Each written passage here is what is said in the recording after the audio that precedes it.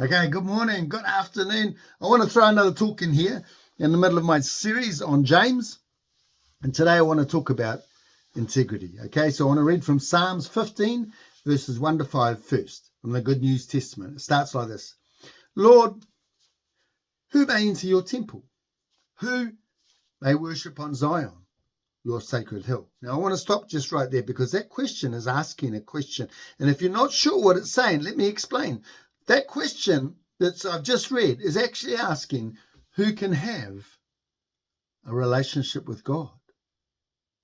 Okay, so now we're going to read the following verses and it will tell us who can have a relationship with God. So let's look at verse 2.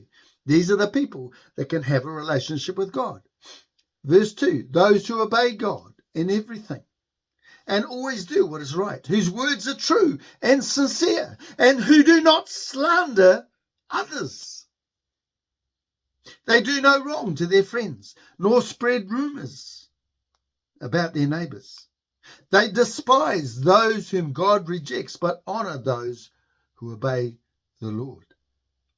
They always do what they promise, no matter how much it may cost. They make loans without charging interest and cannot be bribed to testify against the innocent. Whoever does these things will always be secure.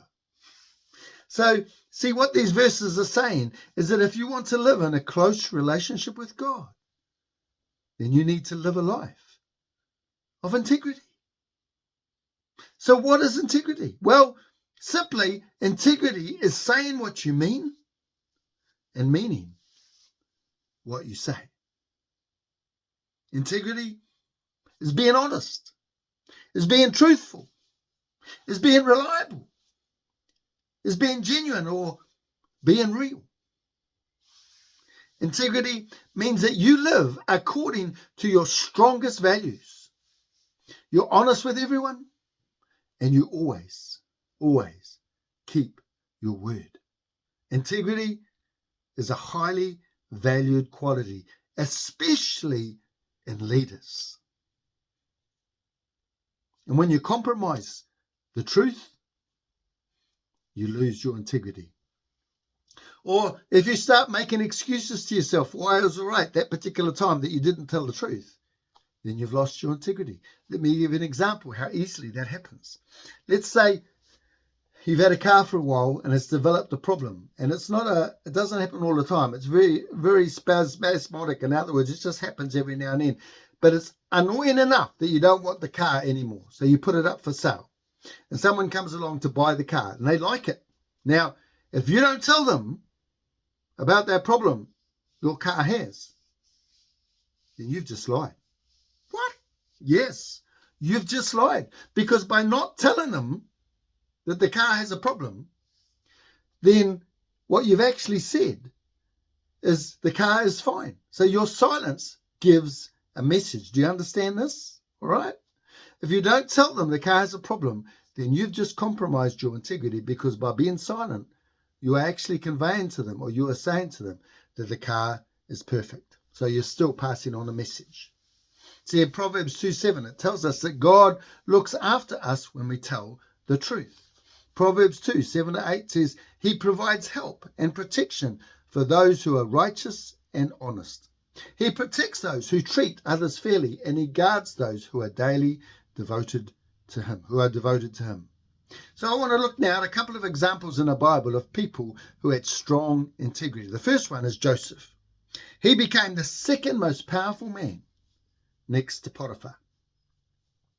In Genesis 39, verse 5 in the NIV, it says, So Potiphar left everything he had in Joseph's care.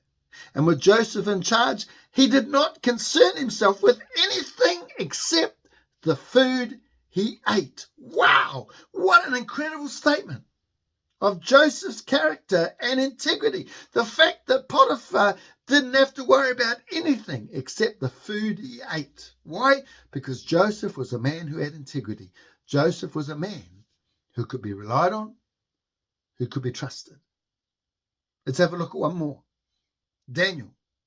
Daniel was promoted to being in charge of the whole kingdom, and his workmates became jealous. And it says in Daniel 6:4, Good News Testament, then the other supervisors and the governors tried to find something wrong with the way Daniel administered the empire or controlled the empire. But they couldn't. Why? Because Daniel was reliable and did not do anything wrong or dishonest. Wow. So Daniel's workmates couldn't find anything wrong with the way Daniel did things because there was nothing dishonest or deceitful about Daniel they could find to accuse him of.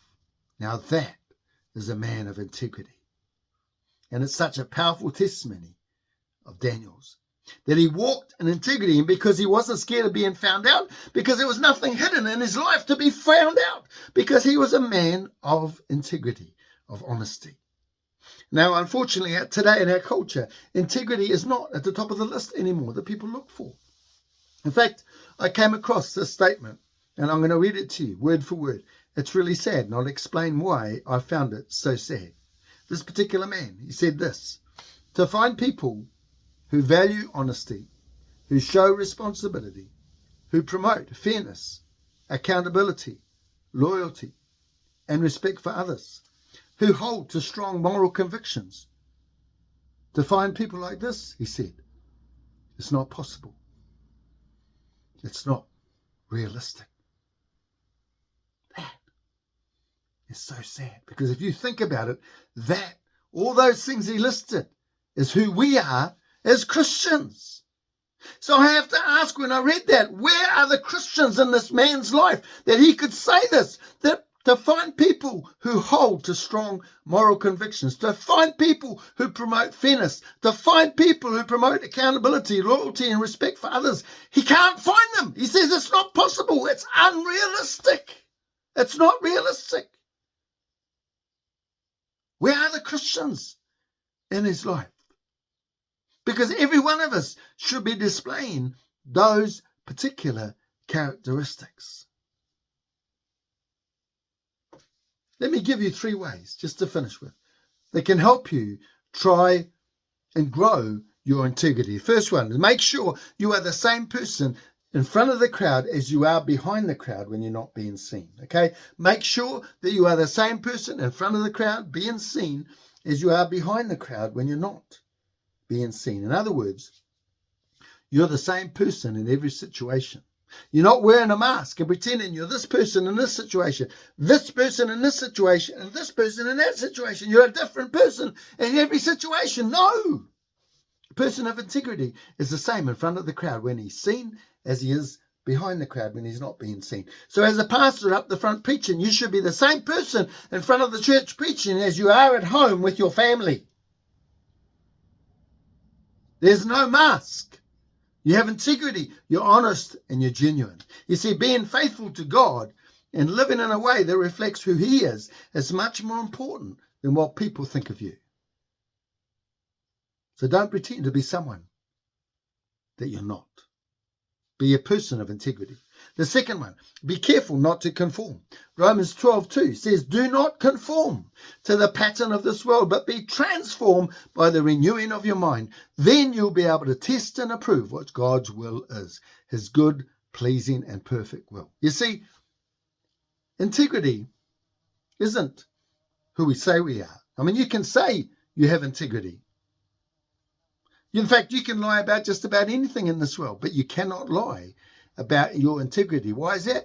Because you either have it or you don't. It's one of those things that you can't actually lie about. Because, let me give you an example. If a person, say, is promoting themselves very loudly in this area and saying, I have integrity, I'm honest, I'm reliable, I'd be very careful about that person.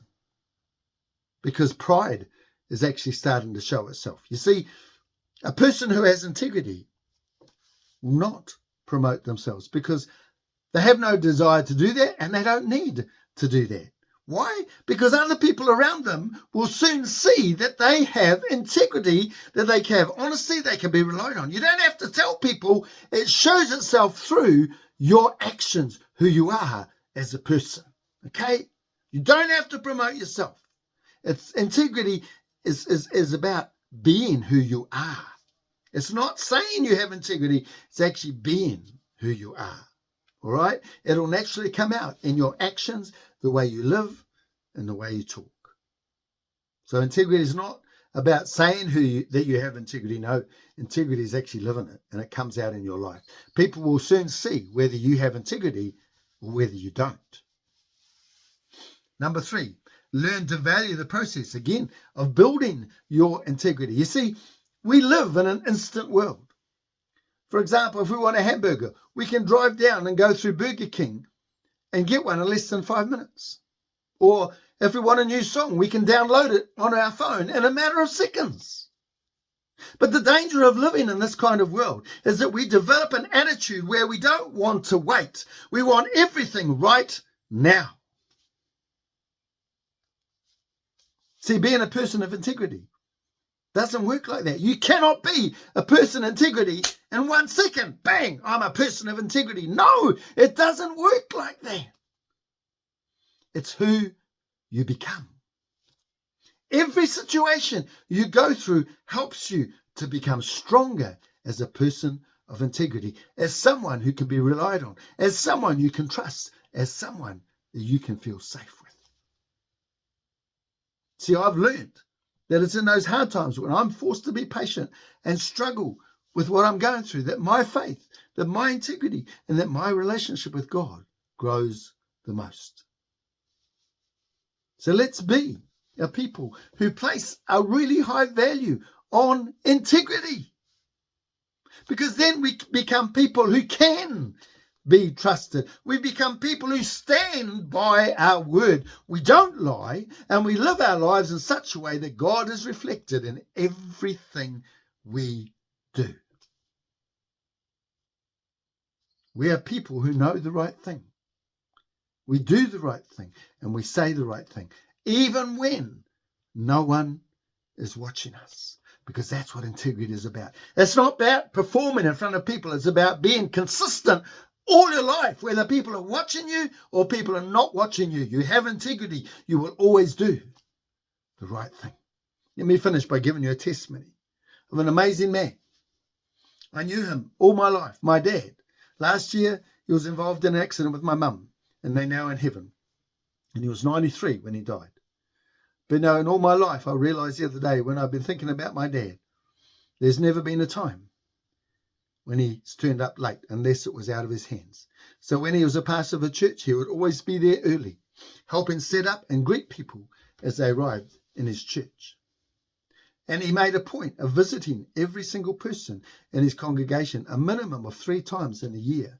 He would get around every single person in his church, and he would visit them in their homes, put his feet under the table and have a cup of tea.